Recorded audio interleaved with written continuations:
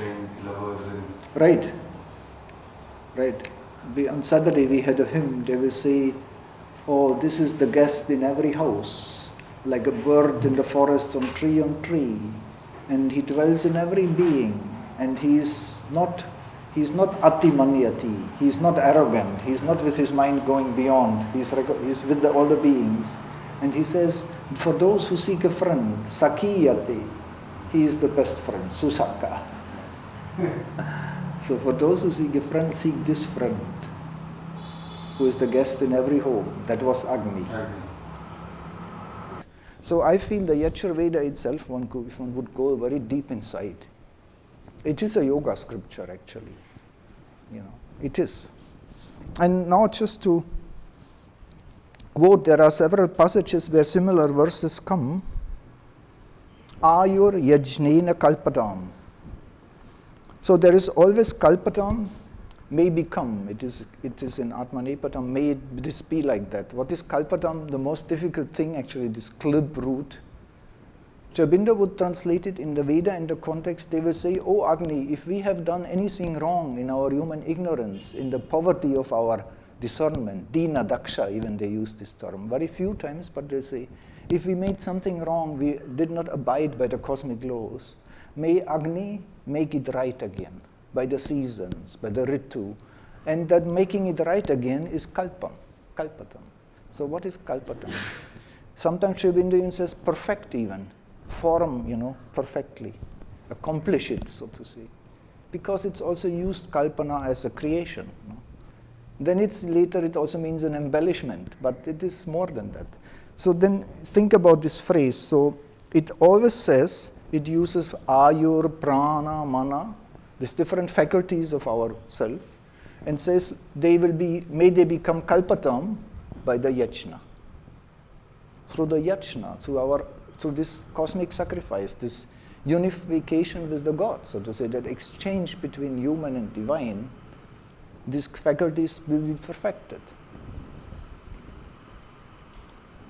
And this is not poetry, it is prose, but it has its own power and strengths. Ayur yajnena kalpatam, prano yajnena kalpatam, chakshur yajnena kalpatam, shrotram yajnena kalpatam, vak yajnena kalpatam, mano yajnena kalpatam, atma yajnena kalpatam, brahma yajnena kalpatam, chotir yajnena kalpatam, swar yajnena kalpatam, prishtam yajnena kalpatam, yajno yajnena kalpatam. And then, so you have the mind, the word, the hearing, everything is to be perfected. Even the Atma and the Brahma, and even when I showed it to my friend and teacher that here is the Brahma, he couldn't believe it, that in the Yajurveda, even then the Brahma is used, Atma and Brahma, already these two aspects, so to say. The self and the soul, so to say.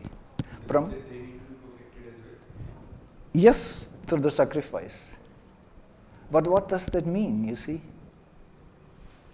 What does it really mean? So maybe perfected is not really wrong. They find their complete form through the sacrifice. Because then you would say it is related to the life, no? Because where is the sacrifice happening? On the earth, in the manifestation, in the ignorance. Because that would you say, that the self really perfects itself in the limitation. Maybe. And then he says, stomascha yachuscha rikcha samacha brihatscha ratantaracha. Then he adds all these different types of hymns, which are probably they are the means also through which to do this. So stoma, the affirmation hymn, the yachur, the rik, the sama, and the brihat ratantara. That's also interesting. In the later traditions, they will take verses from the Rig Veda and build them into bigger verses. They add them up very long lines, and they call it Brihat Saman. Brihat Saman, the vast Saman. The other one they call Ratantaram, the highest vehicle, the chariot. So you see how they use the Vedas in so many ways. But then after this, you see, he says, Swar Deva Aganma, Amrita Abhuma, Prachapate Praja Abhuma, Vet Swaha. So I translated Deva is here vocative. Some people would say, oh gods from Swar. But you can also take it separate. You can say, oh gods, Aganma, we have gone to Swar. Amrita Abhuma, we have become immortal. Prachapatev Pracha Abhuma. So here he says literally, so he says, oh gods, we have gone to Swar, to the sun world. We have become immortal. We have become the Prachas of Prachapati. But we are supposed to be that. He created us. So why he says that? So that is really my idea. We have fulfilled his wish. We have attained the immortality as the souls of him. And then he says, wait, which is also very difficult. Wait, be it, or, thus, swaha. Wait, may it be revealed or manifested, probably from the V root. Also very powerful, but also to say, so they start to systematize this, what you find in the later traditions. Prana, apana, already only in one hymn in the 10th book you have both, prana, apana. Usually you have vayu. And then they will develop here already all the 5 pranas, samana, apana, udana, which you have in the yoga tradition. In the Yajur Veda, these things already come in. So you feel there is a mind which is getting more systematized. But also the language gets quite simplified. Even the whole Sanskrit in the Brahmanas becomes very simple. It's no more this, this luminous, bright, exalted Vedic Sanskrit. It's also interesting. And then you find it again more in the Upanishads that they go back a bit to this language. But already you feel in the Taittiriya and some old, they still use very archaic ancient language. But the others, still they use almost what you call classical Sanskrit. The Brahmanas, they are more at the Vedic Sanskrit, but very simple. Very simple.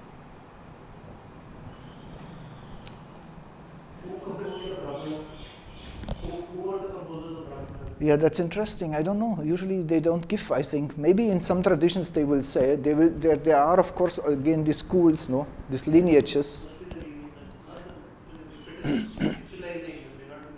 Yes, exactly. So like the Shukla Yajur Veda, it is also called Vajasane Samhita. That's also, for example, so there are all these different names, and there are probably also several recensions, what to say. Interestingly, in the Rig Veda, only one has survived, but usually they mention several recensions. And I noticed we could go to this in relation to the Gayatri. For example, also the syllable Om is not in the Rig Veda. There is no Om in the Rig Veda. It's not mentioned. But these terms, Akshara and other terms, which Om is called, they are actually there already. So, but Om comes the first time in one chapter here, and in that sense, they will say, they invoke the sun god and the Vedic gods, and then they will say, Om Pratishta. You know what Pratishta means? Start, actually. It's again that interesting thing, sta means to stand, but if you put pra in front, start forward. So that means you are ready to move. But, like when in the race, when they are in this thing, that is prasta. And then he says, Om Prasta, as if now you start the movement. So there Om is taken more as the sanctioning word, because Om has also that meaning, to agree, to support it. Where does this come? In the Shukla Yajur Veda the first time. And then what I wanted to add with the Gayatri, the Bhurbhuvas, that comes in different chapters. It is used many times, the Gayatri in a certain context, which has been taken from the hymn from the Rig Veda. That hymn in the Rig Veda has 18 mantras by Vishwamitra, and number 10 is the Gayatri. They have taken it from there, and then they start to use it in the later tradition more and more and more, which is also interesting. But there is one section here also where they use the Gayatri along with 2 other Gayatri meters from other chapters from the Rig Veda, and then there are 5 beautiful mantras which are not found in the Rig Veda. And usually they say the Yajur itself has no rigs. So probably it could be that they belonged to this other recension of the Rig Veda, which was lost in time, actually. But very beautiful also. There you can really see, they know the essence, where it leads to, and then they recreate it with their own perceptions, so to say. So you really feel also, they know what they are doing. They know what they are doing, how they use the Rig Veda. They knew the value and the deeper meaning of the Rig Veda.